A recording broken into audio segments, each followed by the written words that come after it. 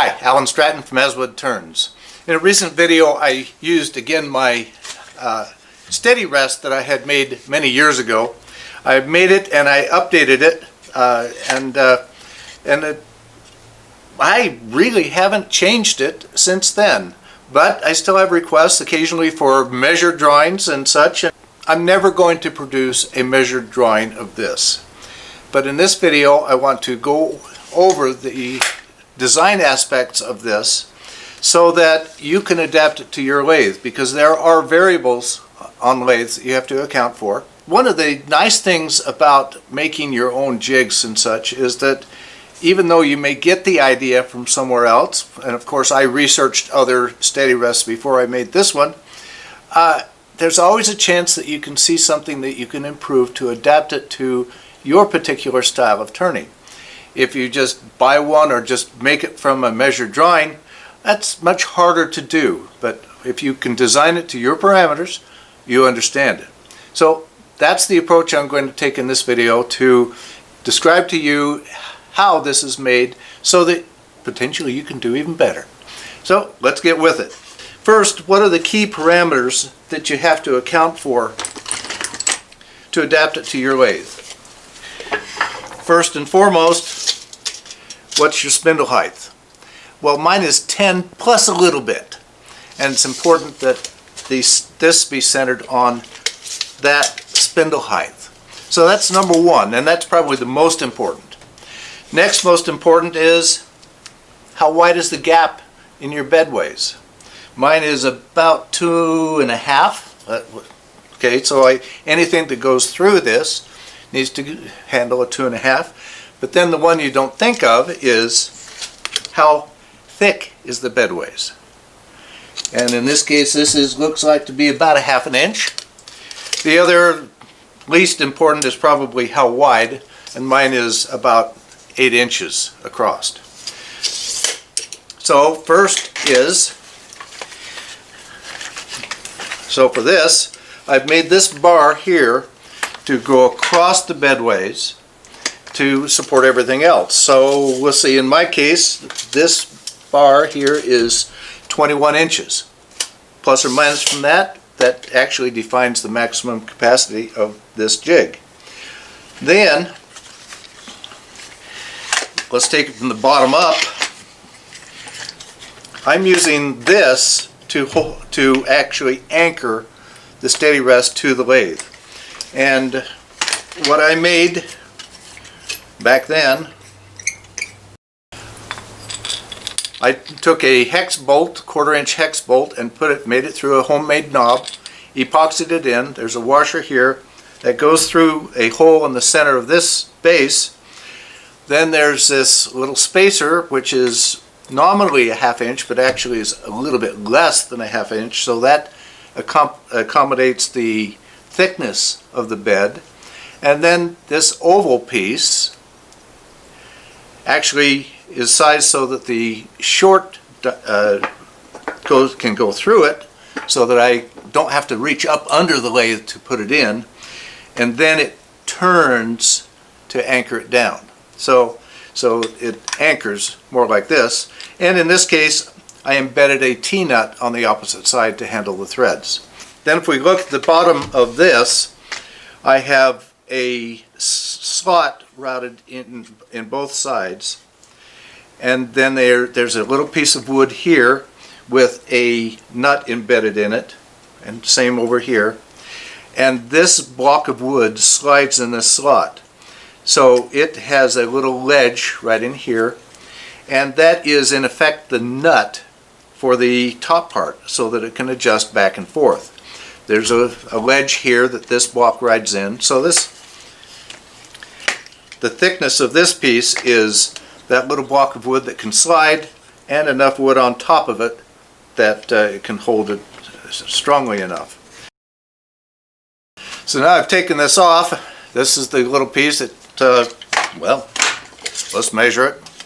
Mine is about 1 7/8 inch long and about 3/4 inch long, and I used a 1/4 inch nut embedded in the bottom, and so that's the part that slides in the bottom. The big change that I made between the first version that I made and the one that has survived a long time is this little box here. I cannot take it off of this because I've screwed it on, but it consists of two plates. In my case, they are 4.5 inches by 2 3/4 inches,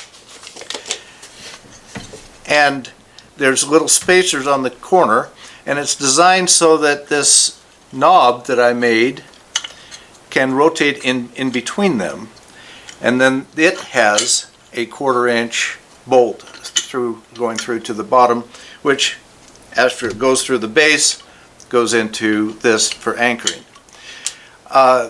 This has to be longer than it is wide so that this nut or knob arrangement has enough room to spin but yet to anchor it down. This can be taken apart here, and that's essential so that you can actually fasten the top part to the top plate and then assemble it. And by the way, one adjustment I had to make is that these screws need to be wide enough so that they ride on that. I had to route a little bit of additional off here for my screws, but with a little more careful planning you wouldn't need to do that. So that's this little box, and it's kind of a captured nut. I think it was pretty neat and is the significant change between version 1 and version 2. So this is important for adjustability. Then as we work up this, we have this base, which is solidly attached to this nut arrangement, and then a pivot arm here to go provide some adjustment in and out, and then this pivot arm here.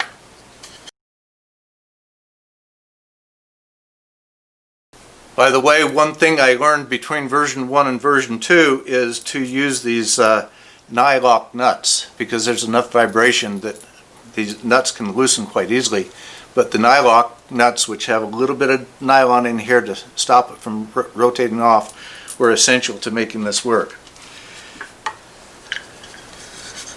So here's the rest of this base.